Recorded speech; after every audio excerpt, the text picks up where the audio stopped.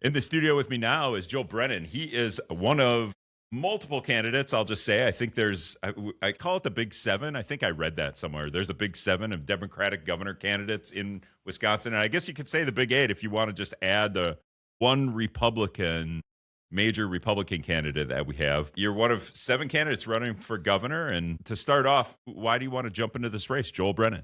Well, I appreciate being here first. And part of the reason why is these are not normal times in America, not normal times in Wisconsin or this part of the state. And what I have done over the last 25 years of my career is I have had executive positions where the job was about problem solving. And that included 3 years as the top appointed cabinet official for Governor Tony Evers, some of that during COVID.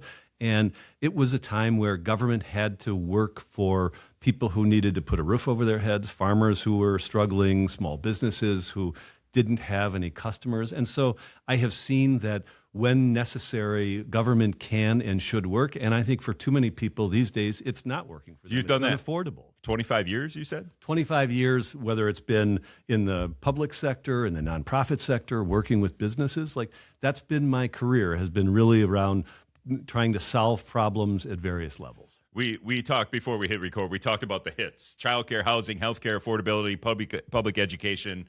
Is there one of those where you pick, or can you rank them, or what's eroded the most in the last 25 years? Well, I mean, everything that has to do with how people can afford how they live their daily lives, how they put groceries on the table, how they put a roof over their heads. One issue that is a particularly big issue, I think, in this part of the state, and one that gets a lot of attention is housing. Over the last 5 years, 5 years ago, the average first-time home buyer in the United States was 33 years old. Last year, it was 40. So we have taken, over the course of 5 years, we have taken that part of the American dream and how it makes communities stronger and adds to the fabric of communities and gives people an opportunity to create wealth and equity. We have taken it and pushed it further away for many young families in America. And that's an issue that we have to deal with in Wisconsin. Part of it is that you have Wall Street interests that are buying up properties all over the country, including in Wisconsin, making rents unaffordable for people. Part of it is a supply problem where we're just underbuilt by about 70,000 homes across the state of Wisconsin. So we've got to make sure that the state government is working with local government and ensuring that Wisconsin builders can build more homes here and that families can then afford to live in them. I can't remember where I heard this, and I'm just going to butcher it now at this point, but I felt like all of these things were intertwined or interconnected. You talk about, oh, nobody can afford a house. Well, the housing has gotten more expensive. Like my house, I bought one in 2010, so I kind of like the perfect time because I shouldn't tell people, but I think my mortgage interest rate is like 2.9, and it's on a 15-year, people, so don't freak out. But all of these things are intertwined. So I can't afford a house, A, because housing is more expensive, but B, because I don't make as much money, or I'm not, like everything is going up except my salary, so to speak. And then you could grab any of these issues, right, where we're calling the hits, like childcare and all that stuff. And I guess you stopped at a childcare facility too, right? Here in La Crosse? Yeah, just this morning I was at the parenting place, and they do some programs directly with kids, but more of what they do is they train providers of early childhood. They work with parents on what they're doing in their own homes. It's really a great model, and I got the chance to sit around with a group of 10 or 12 people, some of whom are actively involved in childcare, some of whom, like there was a woman who's run a childcare center here in this area, two of them actually, for the last 37 years. And she says this is as bad a time as it's been. She's looking at the next 3 or 4 years and what it's going to mean, and she may be forced to close. Like when somebody's been doing this for 35 years and all that has meant to this community and the dozens and dozens and hundreds of kids that have come through that and have gone on to be more productive in K-12 and now being more productive in society, we are making it harder and harder for people like that who are entrepreneurs, who are small business owners, to actually be able to continue to do business. And so Wisconsin last year, we finally added some general purpose revenue, some tax revenue to support early childhood education. That was the first year we've ever done it. We were one of only, as of last year, one of only 6 states in the country that didn't spend any money at the state level on early childhood. Thanks to Governor Evers, we've done a little bit of it, but I think we need to make a much bigger investment in it, and we need to move toward place where it's more affordable for families, where there's access to more of it, and that the quality of it is what we can all demand and expect from what we should have in Wisconsin. The La Crosse School District and the Onalaska School District just started doing early childcare or just childcare, before kindergarten childcare. And somebody brought this up to me years ago. Is like, we should just have, it shouldn't be K through 12 anymore. It should be like 0 through 12 or however you want to describe it, age 0 through 17 or whatever you want to say. And I was like, God, that is a good idea because, should childcare be one of those for-profit businesses or should it just be incorporated in our schools? We already have these people all educated and they know how to teach kids. We need ones that know how to teach 0-year-olds, essentially. And we have the facilities. The situation is this, that it is treated often as an afterthought now. There's a lot of attention when a kid gets to K4 or K5 through 12th grade, but we give much less attention to that early learning, and 90% of brain development happens between 0 to 4 years old. And so, it's absolutely something that has an impact in two ways. It has an impact on how kids are performing once they get into that K-12 system and some of the challenges we have there.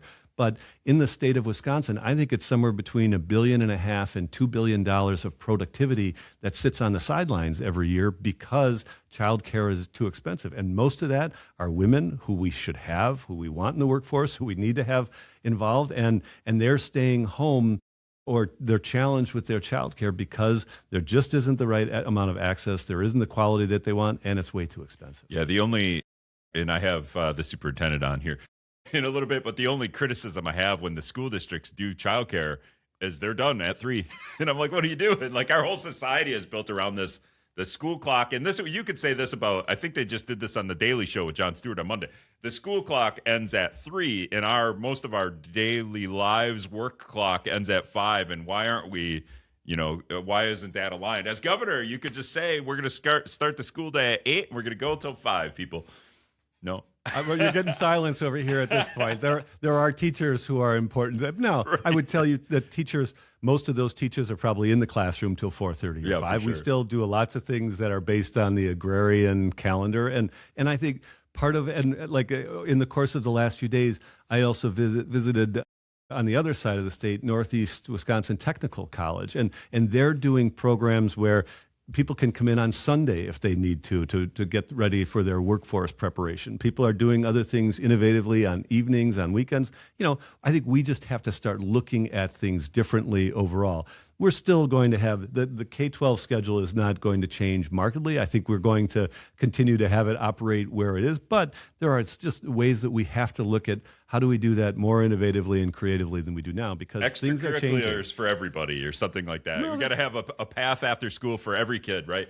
And we kind of lose focus just talking about this generally, but as a governor, you want to be the governor. You talked about Evers doing a little bit on childcare, and I don't know if that went through the legislature, if that was everybody, or what.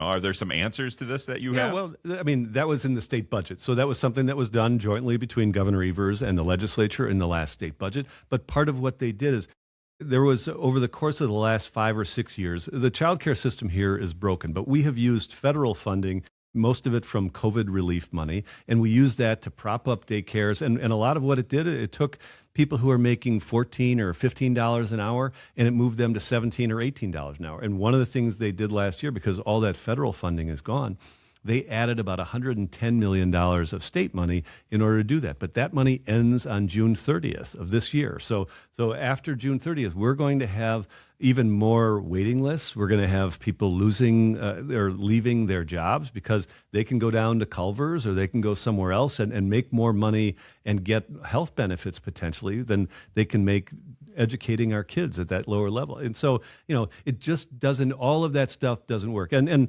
do I have the magic answer today? I think what Wisconsin needs to do is set a marker and say, in 2019, the state of New Mexico said, we're going to have universal free childcare by 2025. And they set a path in motion over the course of that 5 or 6 years that they were able to get that done starting last fall. Yep. And so Wisconsin needs to do something like that. There are other states that have gone to models that are much different, where they actually contribute more at the state level. They treat the connection between K-12 and early childhood much more seriously than we do. I think those are the types of things that we need to make sure that we're doing. And that's the kind of thing my wife and I both worked when our kids were born. Our kids are now 20 and 18, so that was quite a while ago. But I ended up being on the board at the daycare center where my kids went. I ended up being chair of the board. These are things that are personal to me, and I've seen the benefit of it, and my own family has been affected by it. And so I know the benefits of it, and I'm passionate about making sure that we can do it better than we do today. Didn't you grow up with like 9 brothers and sisters? What did your parents do? 10 brothers and sisters. 10, okay. And I have my sister in the studio with me.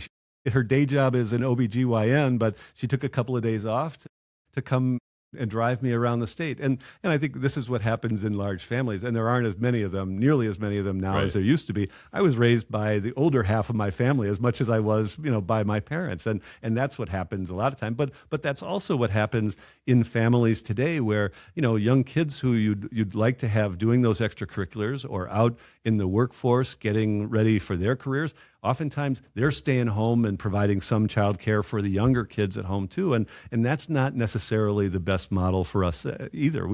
We need to make sure that there is the right kind of pathway for all kids so that they can be ready to learn when they get to kindergarten, so that they can be good citizens when they get to be 18 and they can be productive members of society.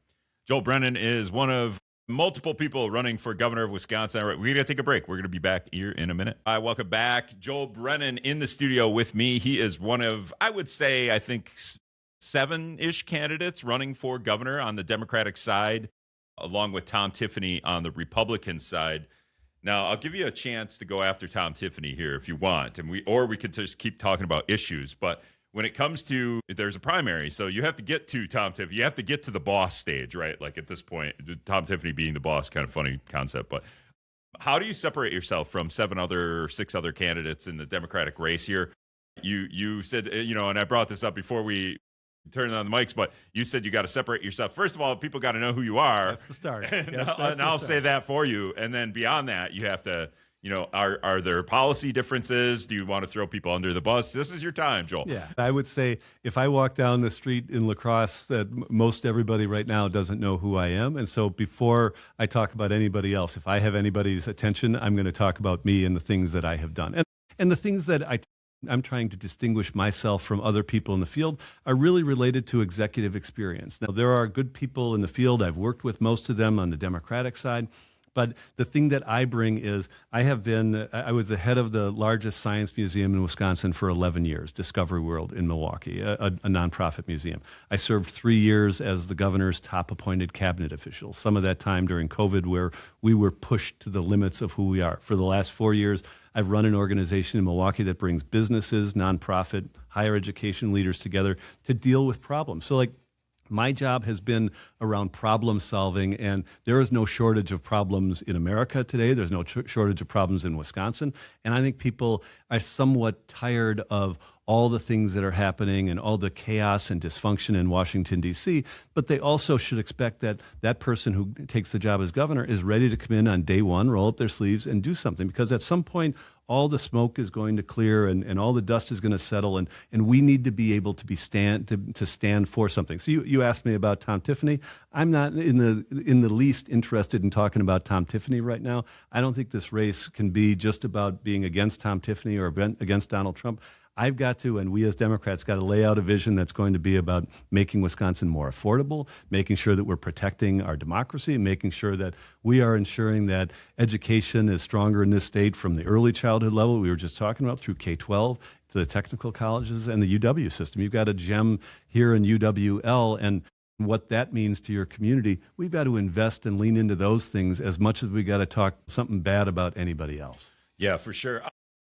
You brought up Trump, and I don't want to talk about Trump directly, but just the federal government and what it's doing and how that affects Wisconsin. You've seen those effects. Can you kind of, when you see what the federal government is doing, can you kind of talk about how it's affecting Wisconsin and what would be the governor's role to, I don't know, smoothing that out or organizing that or anything? Well, I'll talk just on a couple specific issues that were in the one big bill. I'm not going to add the qualifier that some other people did because I think it hurts lots of them. I was calling it TUBA for a while because it's the One Big Beautiful Bill Act. So it was you can call that TUBA. All right, TUBA. We'll use your name for it. But In that bill, over the next 10 years, there's about $1 billion that's taken out of Medicaid. That is something that's going to hurt Wisconsin families. One of the people I was talking to this morning has a young daughter with medical issues, and she was talking about the challenges of getting health care, the challenges of buying prescription drugs.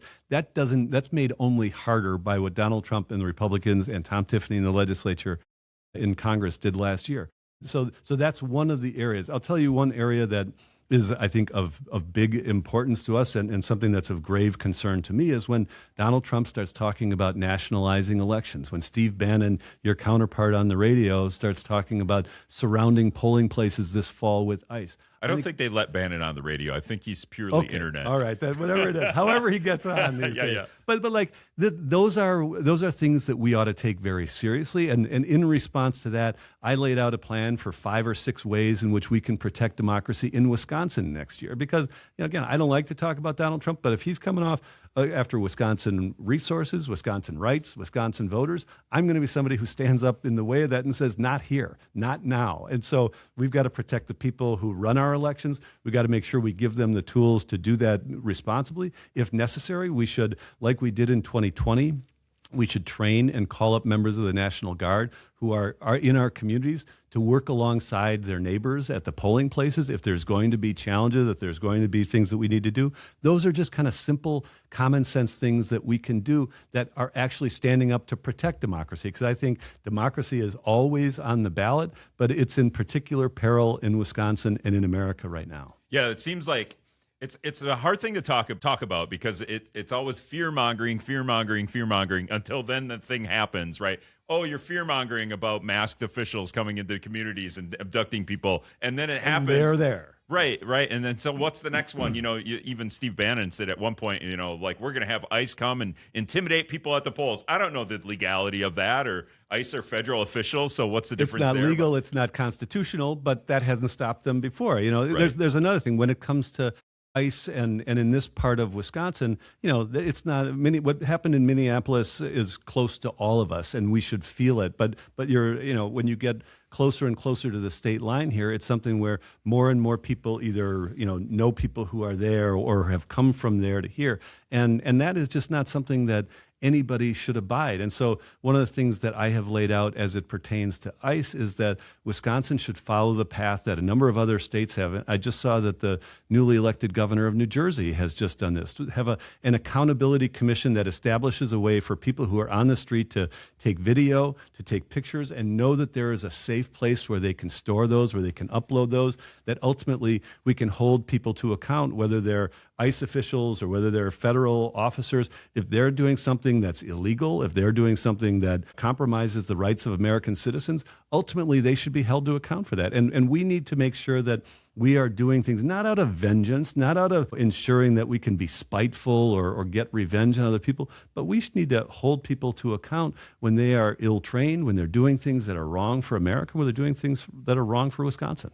Joel Brennan is running for governor on the Democratic side. He's one of about 7 candidates, I would say, doing that. Okay, I have state legislators on once a week talking about what the legislature is doing. They're done for the year, except for I think the Senate's going to meet one day and probably pass, I don't know how many bills. Steve Doyle was just on this week. He said they passed 193 bills over the past week, 193.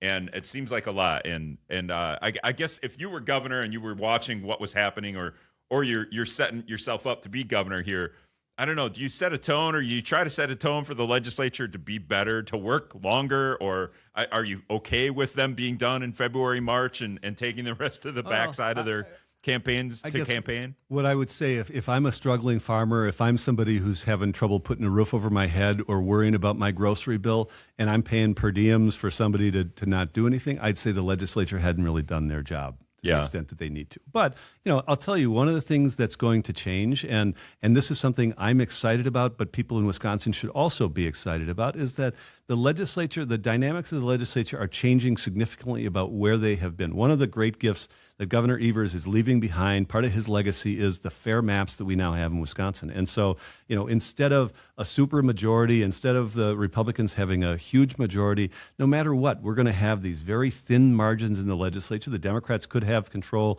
of the governorship, the Assembly, and the Senate. But regardless of that, it's going to be a different way of governing than we've seen for the last 15 years. And I think that that's a healthy thing for Wisconsin, where it doesn't have to be just what the Speaker of the Assembly says that goes. It's going to be that the governor is going to be forced to work with people in the legislature, and there is going to be real opportunity. If you've got a good cause, if you make a strong argument, if you can split off a couple of people here, regardless of their partisan ideology, there are things that we can change in Wisconsin. And I'm excited about that. And I think people in Wisconsin ought to know that this is going to be a very different way than we have governed over the last 15 years. Yeah, we've seen them kind of come to an agreement on some stuff, but there's still like big stuff. Marijuana being one of those, especially in Wisconsin, where we're on an island of legalized we're marijuana. losing $40 million a year to Illinois in tax revenue, and where there's all kinds of other ways in which we're an island. We're an island in Medicaid, not expanding Medicaid. We're one of only 8 states around the country that haven't done that. About the only one, I think the only one in the Midwest. So, Wisconsin used to be a leader, be an island because we were a leader, because we were the first to do kindergarten. We were the first to, 115 years ago to set the contract between state and local government. Like, that's the kind of thing that we used to lead on. Now we're the leader we stand out by doing nothing, by having waited for everybody else around us. And I think that if you want to know what tone I'm going to try to set, is that Wisconsin can lead again. We can lead in different ways than we have certainly over the last decade or 15 years. That's Joel Brennan. He is running for governor of Wisconsin. On the Democratic side, Joel, how can people get a hold of you?